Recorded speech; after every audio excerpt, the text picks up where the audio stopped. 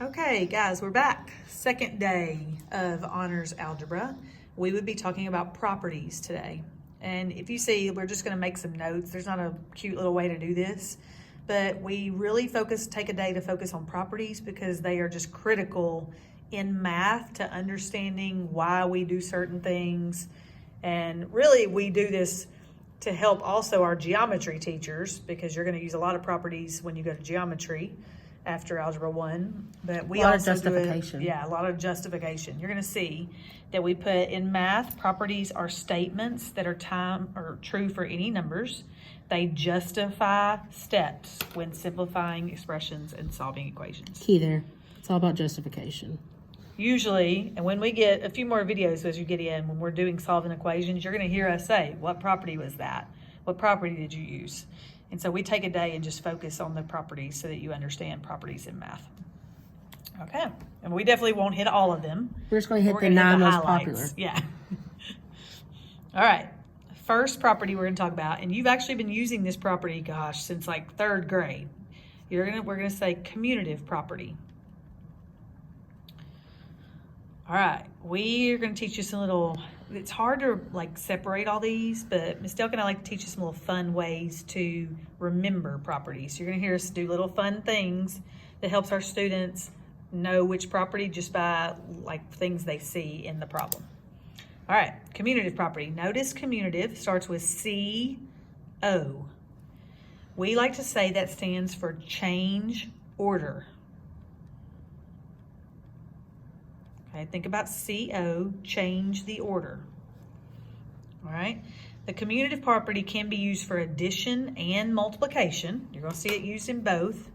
So we may have a commutative property of multiplication or commutative property of addition. Okay, it can be used with 2 operations. So what the commutative property is changing the order of values does not matter. Okay, we're going to change the order, and it does not matter when we do it.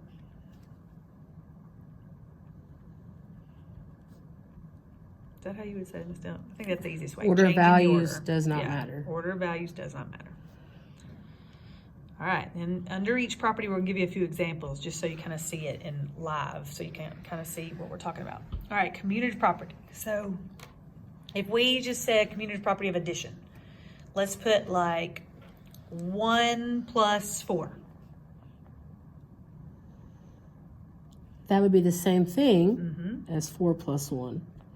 Okay, look what we did. We changed the order. But do they both equal 5? Yes. And that's that big equal sign in the middle. That's what that means. Both sides would have to equal 5. Yep. For it to be commutative property. And the way I think of commutative, not only does it change order, it's how you commute somewhere. It takes the same distance to get from your house to school and to go from school to your home. It's the same distance. We just changed the way we went. Same thing here. Right here, I went from my house to school. This time I went from school to my house. They're still the same thing. I just changed the way I did it. Yeah. So that's a little easy way for commutative. Let's show one of commutative property of multiplication. And notice that we can also do it with letters too. It's not just numbers. So for example, I could say x times y, and in algebra we don't put dots anymore. We represent that with placing them together. That's what this means. This right here, xy, means x times y. That's the same thing as y times x. That would be an example of multiplication commutative property. Notice that we can't say this is true with subtraction or division. Think about it, for example. If I said... Think about 1 plus 4 and those are equivalent, but watch. If I said 1 minus 2, that's negative 1. But 2 minus 1 is positive 1. Those are not equal, so it's not commutative. It can't be a property. It has to be true both ways. It's the same distance. You can't change it and it not be equivalent. Right. So notice x times y is still equal to y times x, because on both of those you would get xy. Okay. I think that's pretty easy. Yeah, commutative. It's all about changing order. You can only do it with addition and you can only do it with multiplication. If the order of the things has changed, if it looks written differently, it's probably commutative. Oh, all right. Next one we like to use a lot, and you've heard this one way back since elementary school, is associative property. All right, associative property. Can also be done with addition and multiplication. You're going to see it for both.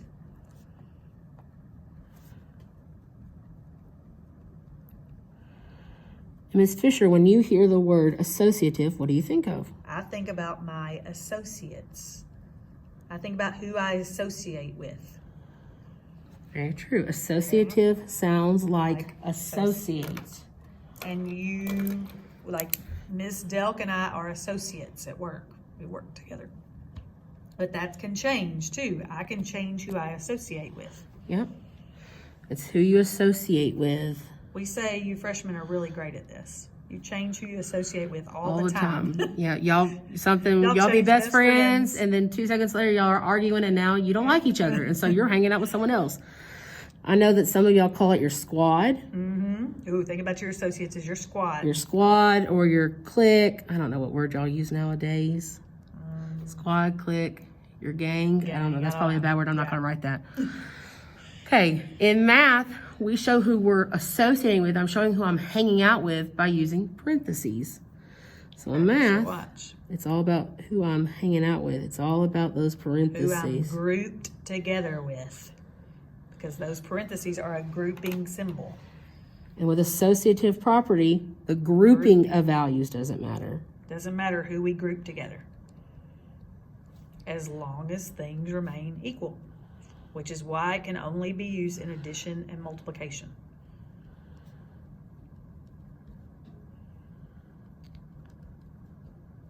All right. Okay, let's do one of addition. So I could say that 5 plus 1, they're groupies. Are They're hanging best out. friends today. They're grouped. Yep, and 3's on the outside. He's not really in that group yet. But tomorrow, Ooh. 5 and 1 could have gotten in an argument, and so now 1 and 3 are best buds. Now, what I need you to notice right here, Miss Delk did not change the order. See that? If she would have changed the order, we'd be going to commutative. Notice how she wrote 5, 1, and 3, 5, 1, and 3. But today, 5 and 1 are associating. They get in a fight tonight. Tomorrow, 1 and 3 are associating. Just like our little freshmen. Y'all change best friends all the time. Yep, and technically this is equivalent because 5 plus 1 is 6, plus 3 is 9. 1 plus 3 is 4, plus 5 is still 9. They have to be equivalent. Yeah. See that? That's a good one. Okay. All right, let's do one with letters. Let's do multiplication. Okay. So I could say A times BC. BC are buds right now.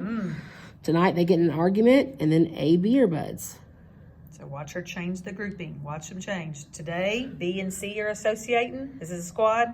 Tomorrow, A and B are the squad. They're associating. True. Notice Ms. Delk did not change the order. Nope. If she would change the order, we would revert it back to here. Community property. Very true. So let's just show what that would look like, because a lot of times this is what they'll do in the EOC. They'll make it look like a property, and they'll try to trick you. So for example, if I did, I don't know, 2 plus 3 Okay. plus 1, right here I could do 3 plus 1 plus 2. Yep. 3 plus 2 plus 1. Oh, yeah, there you go. Do you see how what's inside the parentheses hasn't changed? I've changed the order in which I've written it. This was 2, 3, 1. This is 3, 2, 1. What's inside the parentheses they're still hanging out with the same people. 2 and 3 are still buds. The only thing that changed was the order in which I wrote them. Hence, this would be commutative of addition. Right. It's not associative of addition because 2 and 3 are still hanging out. Remember, associative is who you're associating with. They're best friends today. They're still best friends tomorrow. they just decided to change their order. go a different order. Here, they're no longer buds. Be careful with that. They'll try to trick Yeah, you. they like to trick you on that. You see parentheses and y'all like to say associative automatically, and you just got to pay attention to what they changed. Be careful there. Okay. Okay, third property, identity. Ooh. I like this property. Y'all never do. Yeah, y'all don't like this one for some I reason. don't know why. This is the identity property. Okay, again, Identity property can be used with addition and multiplication.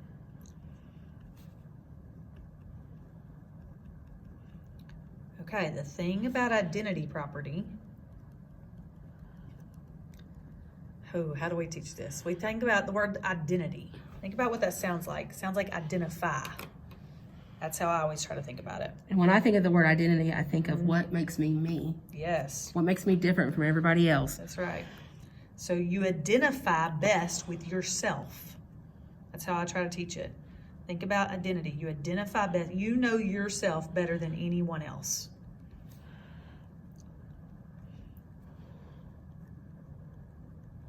And there's all kinds of things in this world that will try to change you, but at your core, you are who you are. And we like you to stay the same. We want you to be yourself. So with identity stay property, who you are. It's all about staying the same. Whatever you do, it still stays the same. So I try to think about this. What I start with has to stay the same in the end. So what I start with has to be the same in the end, because you want to identify best with yourself. So what could I add to this? Oh, that's a good way to put it. What could I add and it would stay the same? Think about that. You want it to stay the same. If you had A and you wanted to end with an A, what's the only thing you could add to it to not change it? So I hope in your head you're saying zero. So anytime you see something being added with zero, that's the identity property of addition. If you're seeing plus zero. Right. That's not true though for multiplication. If I wanted to do it's different. 2 times something and still get 2, I can't put that. 0 because anything times 0 is 0. So what can you multiply with that and it not change? I want it to stay the same. 2 times something and you still want a 2. We need it to stay the same. What you started with is what you're going to end with. Think about what number would do that. Hopefully you're saying 1. 1. Remember, 1 times anything is itself. So stay the same. If you see something being added with 0, it's most likely identity property of addition. If you see something being multiplied with 1, it's the identity property of multiplication. Okay. See how that worked? Yeah. You started with A, ended with A, stayed the same. Started with 2, ended with 2, stayed the same. Okay, that's how we teach identity property. All right, next one. Yay, y'all hate this one too. I don't know why. These are the 2 y'all never like. And that is the inverse.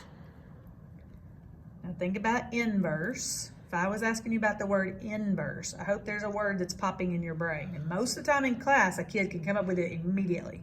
If we say inverse, you think a word. And I hope that word is opposite. So if I ask you to, take the inverse of something, you need the opposite of it. So that's the key word here, is we need the opposite. All right, notice it can be used in addition and multiplication. Okay, it's also got 2 operations.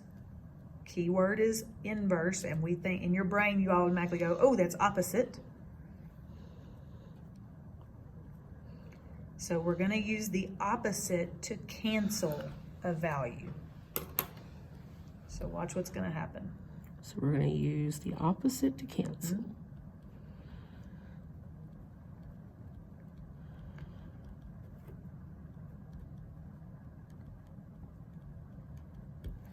Okay. All right, Miss Dell's going to... I never like this. Let's do 16. That's my favorite number. Okay. 16. I have a positive 16, and I need to add something so that it cancels. What would I need to add to 16 for it to cancel? Remember, we're using the opposite. So math, the opposite of a positive is a negative. Remember, you need it to cancel. And canceling a 16 means you would have to add negative 16 to get to 0. Yep. Notice how we canceled these and we ended with nothing. Technically, I could have written it as negative 16 plus 16 equals 0. Yeah. Same Either thing. one works. That's the inverse property of addition. You're doing the opposite of addition.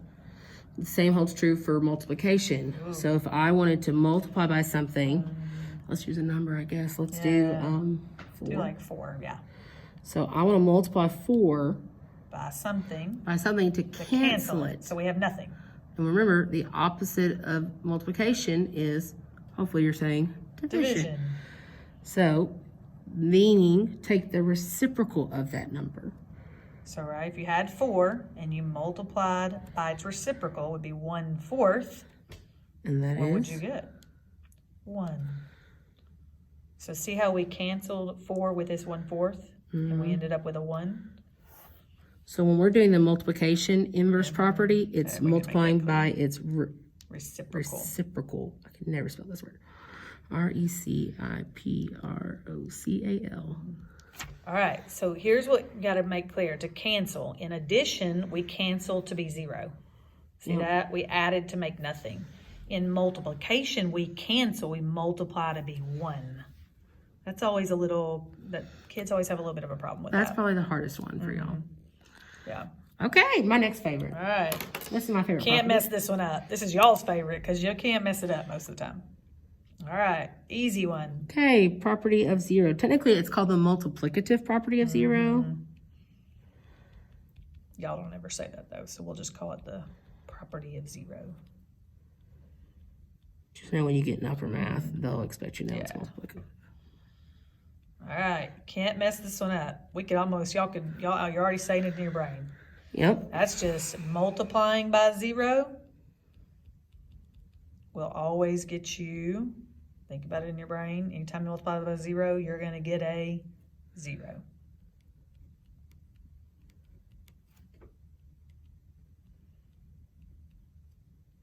All right, easy examples here. You Super probably easy. don't even need an example, but we'll We'll give you a give you couple. one. Let's do like 17 17 times 0? is 0. 0. What about a letter, Miss Del? Well, we could do 0x. Yeah. Remember, just Is because they're stuck together, that means multiplication. 0 times x is always 0. 0. Could even do a fraction. Ooh, let's do a nice fraction. Let's do negative 1 over a Okay. times 0. No matter what are you going to get? 0, because of the multiplicative property of 0. That sounds All right, easy one. easy. Now, Number 6. the one you're probably going to use the most in math, Probably. and the one you technically already know. Most of y'all will never miss this one. Distributive property. Distributive property. You have heard that word all throughout, or heard that phrase all throughout middle school. You've used that property a million times.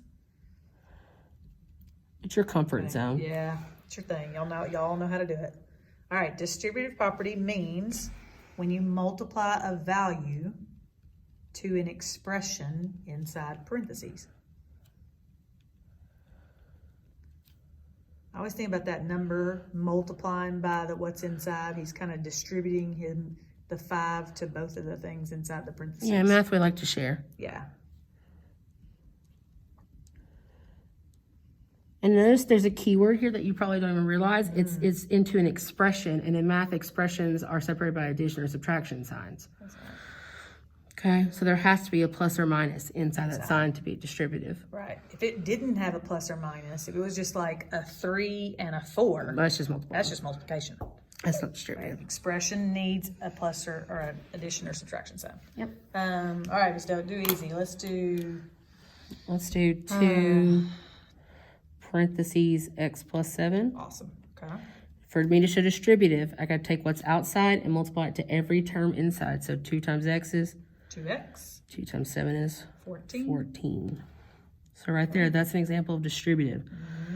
A lot of times y'all never like these, but technically I could write it with the parentheses first. Oh, yeah, they don't like that. And technically I can still distribute this direction. So a times b is AB. AB, a times c is AC. Notice that I am not putting these two terms together. They are not alike. Oh, that's a whole other video. But if you need to know why, we'll talk about that in a couple of videos from now. It could even be written backwards. So I could have negative 5y plus 5z. Okay. That could be what they distributed and got. And over on this side, we would have negative 5 times y minus z. That's still distributing. It's just written kind of backwards. So look at that. Like, make sure you understand that. See how if I distributed negative 5 to y, I'd get negative 5y.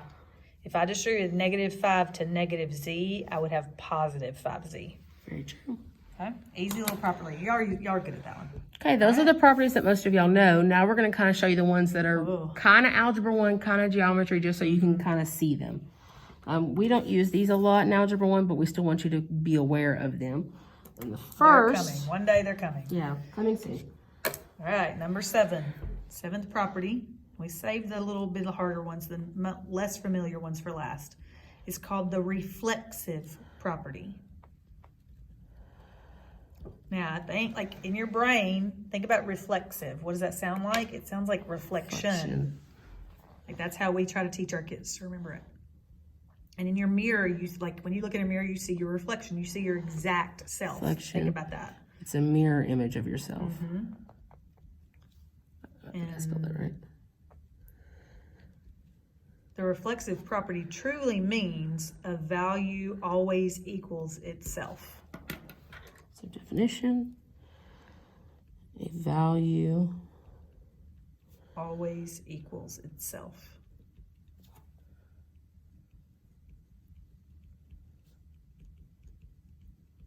All right, easy little watch. If a value equals itself, so Ms. Dell, what if we put C? Well, that means C equals C. That's right. See how it equals itself? What about, I don't know, 4? 4 equals 4. See how it's always equal itself? It's got to look exactly the same. Yeah, look at that. Nothing else. What about like 5x? That would be 5x equals 5x. It's got to be identical for it to be reflexive. See how it looks like it's looking in a mirror and it sees itself? Yep, mirror image. So easy. We could do 4y squared. Oh, that's a good one. And that would be equal to 4y squared. Identical. Look in a mirror, it's saw looking at itself. All right, that one's easy enough, I think. Yeah, that one, we like that one. All right, number 8. What colors have you not used? I've used them all. We're starting. We like our colors. All right, number 8, let's go symmetric property. A new property you've probably never heard of yet, kind of introduced in Algebra 1. And we were really trying to come up with something to make this one a little easier. I think of symmetry, that's like what I a butterfly. think of too. Yeah, like a line of symmetry. Yeah, it's not a fun S word. maybe stands, it's a hard one. This is a property that has to have 2 statements. Think of it that That's way. a good way to think about it. If it doesn't have an if-then, it's definitely not symmetric. And the true definition of symmetric is if something is equal to another value, then technically that value is equal to the original. So look at that. To be symmetric, did you hear? We have to have if and then. You're going to see it. Like, it's going to be there. They're going to say if 2 equals x, then x equals 2. Like, And it has to have that if then. Yeah, it has to have if and then. That's a key thing. So if I said if x equals 2, then logically, guys, wouldn't 2 be equal to x? Yes. And you're going to see that when we start evaluating expressions. If they tell us x is equal to 2, we're allowed to go to the expression and put 2 for x. A lot of times when we're solving equations, we don't always get the variable on the left. That's right. Because it makes it a harder process. It takes longer. So sometimes when we solve them, we get them on the right, but you're so used to writing it on the left that you use this property without even realizing it. You never realized what you were You doing. probably got this answer and your teacher said, write it like this. That's a symmetric property. Yeah, you're just changing it around for us. All So right. as long as it's what got that about- if then. Last property. You want to do another last example before we go on? Yeah, do another one real quick. What about, and it's, remember, she's got to have if and then. If it doesn't have that if then, it's not It's symmetric. not symmetric. You can't say it's symmetric. Right. So I could say if 5x equals 30, then technically That was she would write. 30 is equal to 5x. It's the same thing. I just wrote it backwards. Notice all of them have if and then. It's like a butterfly. Yeah. And notice how they're still equal. What would be x here and what would be x here? We kept it equal. Hopefully you know that that's 6. Me too. We're hoping. Last property that we're doing until you get to geometry, and then they'll do 4 more. All right, last one for Algebra 1 that we talk about is transitive. It's Transitive. Transitive property. Okay, when I think of transitive property, I think of a train. That's exactly what I think of too. Or I think of like a transition to something. yeah. I'm changing along the way. It takes me longer to get there. So transitive is kind of like the word train. And trains usually have multiple stops.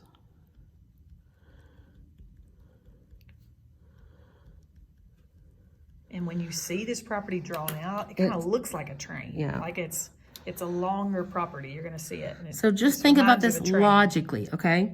So if A is equal to B Okay. and B is equal to C. So they're telling you A is equal to B and B is equal to C. Then logically, because they have something in common, Right. then logically, they're equal to each other. A is equal to Is C. equal to C. Do you see how we went about that train? Look at where she started. If A equals B and we said B is equal to C. So both of these are equal to B. What can we logically say? A is equal to C. Do you see how it looks like a at that. train right here? We have A equals B, B equals C. Then technically, Ooh. these are equal to each other. You've done that Transitive before. has an if-then statement, but it has a whole lot more to it. So if how you long see it is. if-then, do you see how long this train took us? It has to have 3 parts, whereas symmetrical only has to have 2. So the one I like to use a lot, I like to say, let's do an example. So let's say if x equals 2 Okay. and y is equal to 2, Ooh. She's throwing letters and numbers in there. then technically, you say? do you see how they have that same thing in common? X equals 2, y equals 2. Think They're about what equal you to could the say. same thing. Then technically, aren't they equal to each other? If they're both 2, can't we say that x equals y? Because remember, this would be 2 equals 2. That's what we're allowed to say. And this is what we really use in algebra. This is the algebra part. Yeah. Y'all do more geometry things with shapes and proofs than we do. But this is as algebraic as it gets. All right. See how it looks like a train? It's kind of long. So remember, this one's shorter. If then, this one's real long, drawn out. Like that's how I kind of remember to show the difference. Okay, those are the properties we're going to in a start now. nutshell. Yeah, All right. we'll eventually get to properties that with solving equations. Yeah. But these are just, And we'll use some of Basic these properties. properties to solve equations, but we'll also use some other ones. okay guys, bye.